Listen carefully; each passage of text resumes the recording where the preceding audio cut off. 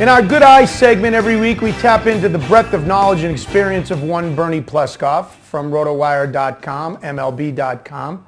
We go under the big straw hat to tap into his knowledge and his experience as a lifetime baseball scout. In today's Good Eye segment, we're going to look specifically at the Texas Rangers' Josh Hamilton. And Bernie, his life is an open book. His struggles with drugs and alcohol are well documented. He was the underdog story for a long time. In America, for whatever this is worth, I don't think he's the underdog story anymore because the Rangers have been on top. They played in the World Series a couple of times, and Josh Hamilton has been very public, and it's been a great story. He had a relapse. Not only did he have a relapse with drugs and alcohol, but he came out and admitted it. Says he has some problems. So a general comment from you first to start this Good Eye segment about Josh Hamilton, his situation, and his value going forward as a baseball player. I think it's a heartbreaking situation, to tell you the truth. Here's a guy with every bit of talent in the world. If you're around him, he's a wonderful guy to be around. He is trying so hard to beat this. Butch, I've never been addicted to either alcohol or drugs. I don't know what it must be like. But every single day, every single hour, and every single minute of his life is encompassed by these issues. And that's a tough way to live your life. Knowing that if you give in to temptation and if you fall off for 5 minutes, it could lead to your downfall of your career. And that's why I worry about him going forward. That's why the team has to hire someone to watch him at all times other than in the clubhouse or at home with his wife. It's a very sad situation. Well, and then you add in the fact of Major League Baseball players. I mean, of all the professions in America, baseball, more than any other sport, is so different. I mean, think about it, folks. Not only these guys, and in every sport, they're young millionaires, if not making hundreds of thousands of dollars. But with baseball, you pull into a city on a Thursday night and you're there until Monday morning. Or late Sunday night getting on a plane. You get to hang out. Groupies are around all the time. You're back in that city later on in the season.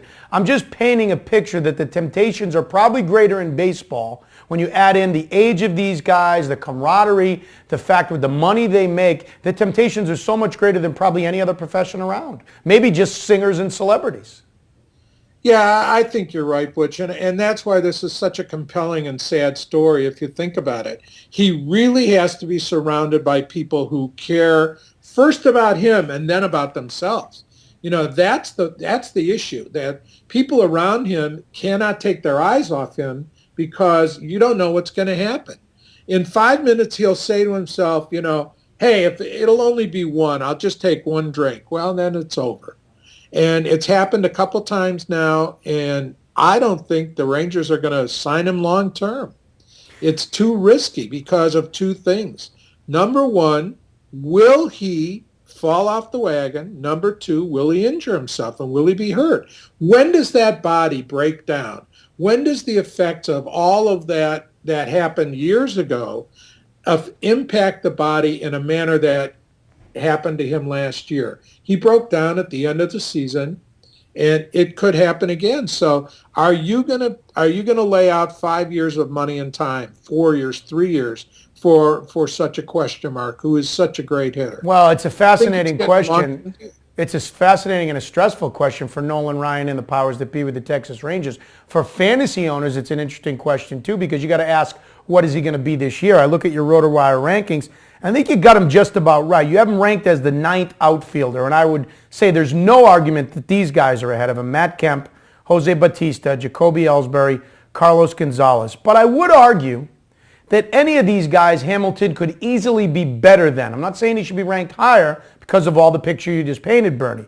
But he could easily be a better fantasy performer than Justin Upton, Curtis Granderson, Mike Stanton, Hunter Pence, who are the other guys you have ranked ahead of him. And then the guys right below him, Jay Bruce, Matt Holliday, Alex Gordon. I mean, in all things being equal, if Josh Hamilton's problems do not become problems this year, if he's the same player he's been for the last couple of years, if he's healthy, I would argue he's in anybody's top 5 in the outfielders, isn't he? If, Butch. I know. It's a lot of ifs. The other guys ahead of him are not coming in with the same if. And that's the difference. So the answer to your question is sure. Yeah, but you've got a cloud hanging over this guy, and I'm going to invest a high draft pick, and I say, I can have Ellsbury. I can have Upton. I don't have the ifs with those guys that I have with Josh Hamilton. And that's the difference. That's why he is where he is.